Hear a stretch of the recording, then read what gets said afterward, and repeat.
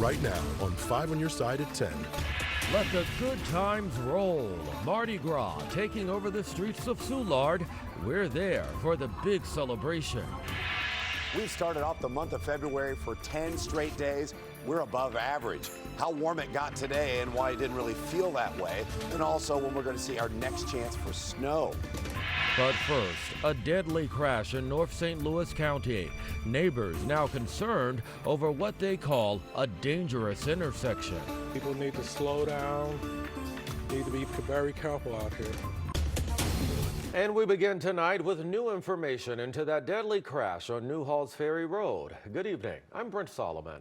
And I'm Laura Barcheski. Missouri State Highway Patrol says it all started when a truck traveled into oncoming traffic, hitting another truck and killing the driver. 5 on Your Side's Annie Krall spoke with residents nearby just moments after the crash. It's just a bad scene. Make you feel sad just looking at it. At the intersection of Newcastle Drive and Newhall's Ferry Road, 2 cars crashed on Saturday. One flipped over completely. Missouri State Highway Patrol says it started when a car driven by 55-year-old Virgil Shivers drove into oncoming traffic and hit Gary Bozeman's car head on. The 71-year-old Bozeman died. He was not wearing a seatbelt. Shivers was taken to the hospital. Neighbors in North St. Louis County telling us they heard what sounded like an explosion outside their front door a little after 1 in the afternoon. Hours later, onlookers upset with the lack of medical first responders present. I just wonder how come they haven't sent for emergency services, not an ambulance or a fire department here at all. By 5:30 p.m., you can see here one of the cars finally being flipped over and the resulting crunch. I'm standing just beside Newhall's Ferry Road where tow crews are, one, flipping that car back over, but also secondly, putting the other vehicle back up onto the bed. Now, when I spoke with neighbors, they told me, of course, they're heartbroken by that fatality, but also concerned about what comes next. Keep your eyes open and pay attention to what you're doing, and mostly watch these other drivers, because there's a lot of them out here that are not paying attention to what they're doing. For about 20 years, Melvin Taylor has driven through this intersection every day, warning that speeding drivers make it very dangerous. Reporting in St. Louis County, Annie Krall, 5 on Your Side. Police have not said whether speeding was a factor in this crash, and we'll keep you updated as we learn more. Right now, a woman is recovering after someone shot her in the leg in Soulard. It happened around 7 o'clock at South 7th and Marion near Social Bar and Grill. The woman went to SLU Hospital. She is expected to be okay. We'll keep you updated as we learn more. Well, it was a chilly day across the bi-strait, but that didn't deter Mardi Gras celebrations at all. Oh, no, it didn't. Didn't you see all those people? And guess what? We could see our next chance of snow next week. Here's meteorologist Gary Frank.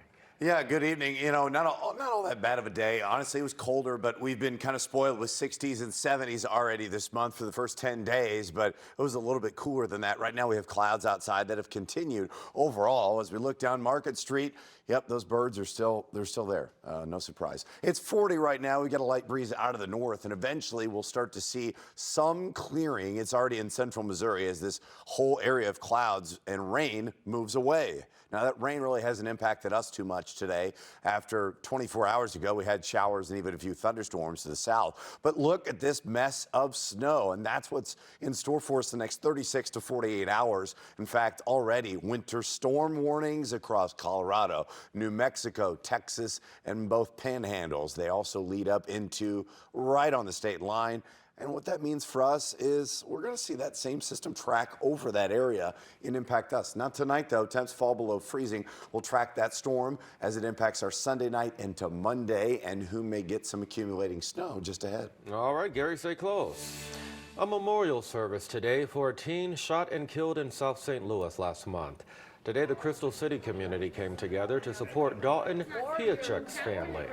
Last month, a gun went off inside of a home on Missouri Avenue. Relatives say the 15-year-old was kind, loved music, and was always willing to help his family. But I look around and I see the multitude of children that are being killed.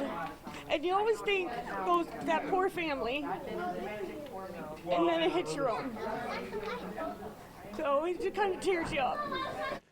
While police say his death was accidental, his family thinks otherwise. They say 2 other teens were home at the time that he was shot. Police are still investigating. If you know anything, call police. The man who police say was shot to death by his neighbor yesterday has been identified. It happened at an apartment building on Olive Street around 2 o'clock in the afternoon. Police say 42-year-old Jeffrey Holmes and his neighbor got into an argument when his neighbor pulled out a gun and shot him.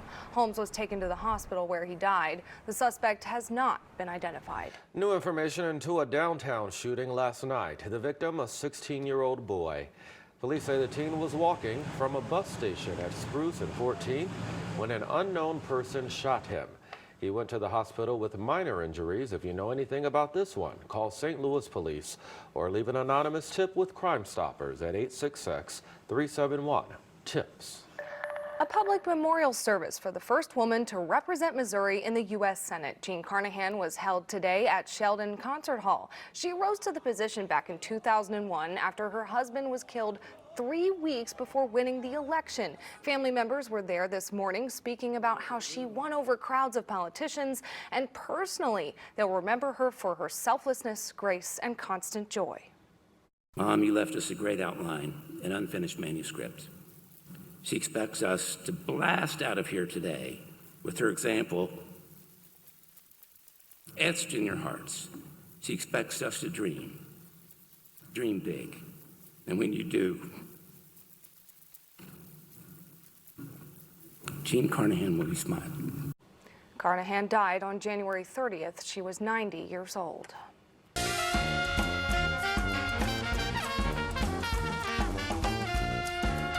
Well, this year marks 45 years of letting the good times roll in Soulard. And thousands of people flocked to that neighborhood today for the annual Mardi Gras party. The festivities started with the annual Bud Light Grand Parade, which traveled down South Broadway from Busch Stadium to Anheuser-Busch. Organizers say they like taking on the challenge of designing and coordinating all the floats. Well, these folks are putting on entertainment, and I'm smiling because I'm helping them do that. And everyone's going to have a great time, and the mom in me says everybody better behave. Police worked with organizers for months to keep people safe. It's a collaboration between Mardi Gras Inc. We start meeting with them months earlier on this, and the residents of Soulard, the businesses of Soulard, we're all kind of on the same page. Everybody's done this for several years now, and we just try to keep improving things. Police did have to write up several tickets for underage drinking and public urination. Super Bowl Sunday. The Chiefs and 49ers take to the field in Las Vegas tomorrow. What do you need to know before kickoff? It's a new tool for law enforcement. But could AI cause more harm than good? Generative AI could potentially put some statements in that are incorrect or misleading. Experts weighing in to the I-Team. Well, we've seen this steady stream of moisture and cloud cover over the last 24 hours, but it's the system behind it that will impact our weather Monday morning. What that means for our snow chances and who's most likely to see accumulated snow.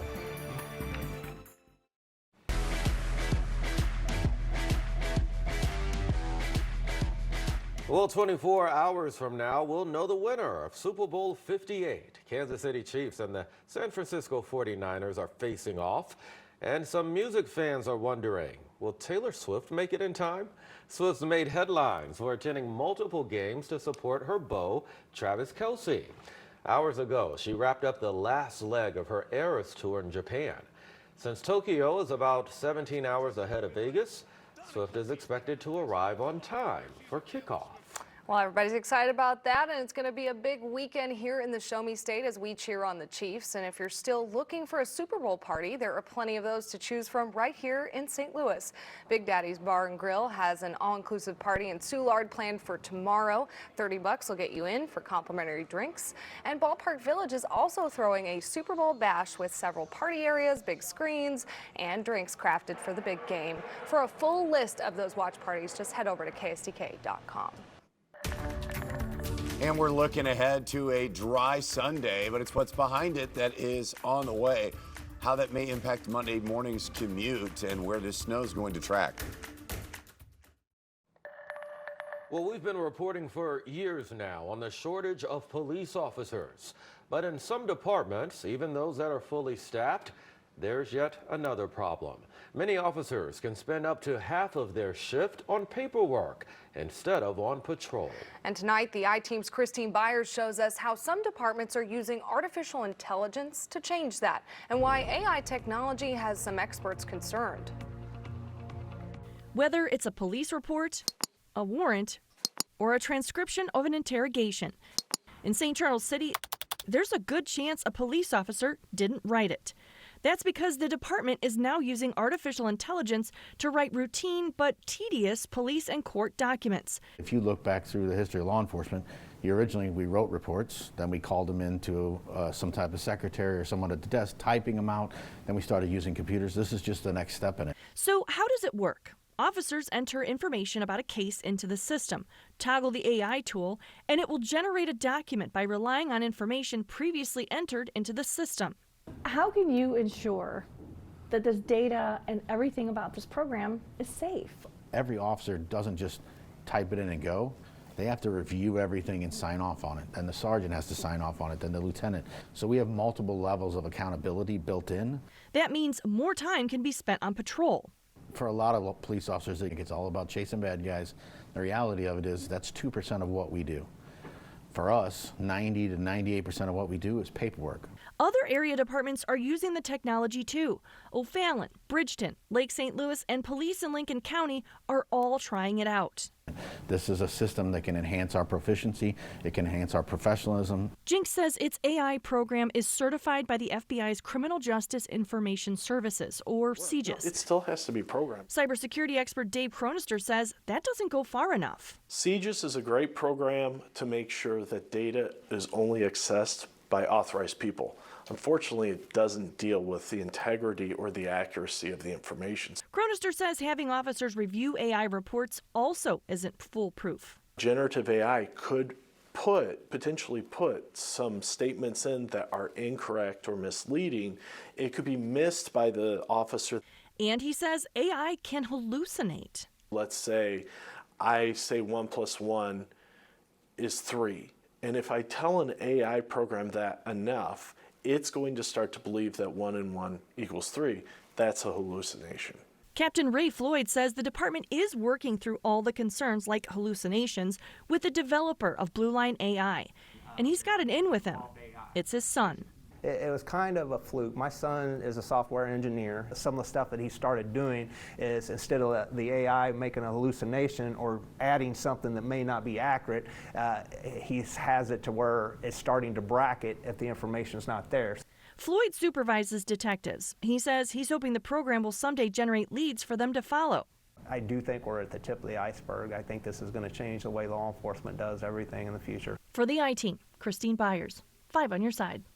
Nationally, some police departments are using AI to predict where crime is most likely to occur. Civil rights organizations have expressed concerns about how the racially biased police data can lead to over-policing in minority neighborhoods. The St. Charles Police Department is not using its program for crime prediction yet.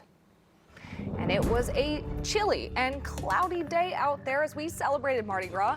And Gary, we're probably in for some more of the same tomorrow. Yeah, I would say overall, yeah, it's not going to change a lot tomorrow. Temperatures about the same as they were today, but maybe we'll see a little bit more sunshine. It was tough for us to come by, and while it's tough to see outside right now, you can see that it's at least dry. 24 hours ago, some of the pavement was wet from some of the storms that moved through, but how about the way we started off today from Jeff? You could see this brilliant, bright sunrise. That was very, very nice. Vivid colors, but it didn't last all that long throughout the day, even depending on where you were. The sunset peaked out as well. So 40 degrees with a north breeze at 3 miles an hour. We got to 54 today, but that was at midnight or just after. 39 has been our low so far, so we have another 2 hours and 40 minutes or so to drop below that, but drop below 39. But overall, still, through 10 days, 49.7 is our average temperature. Warmest start to February on record, and we're over 2 degrees ahead of second place, which means this is not going to change tomorrow over the next couple of days. Now, there's not a lot of really cold air involved in this, right?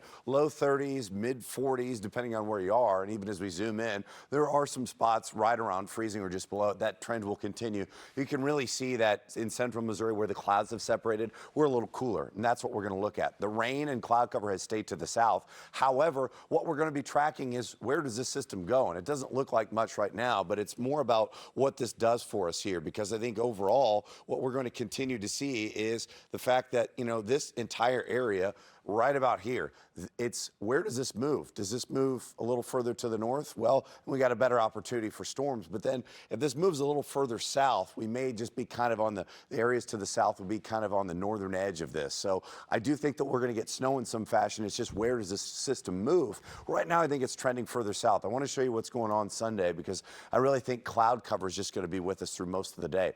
That's where we're headed overall. And as clouds start to decrease, we're going to drop below freezing.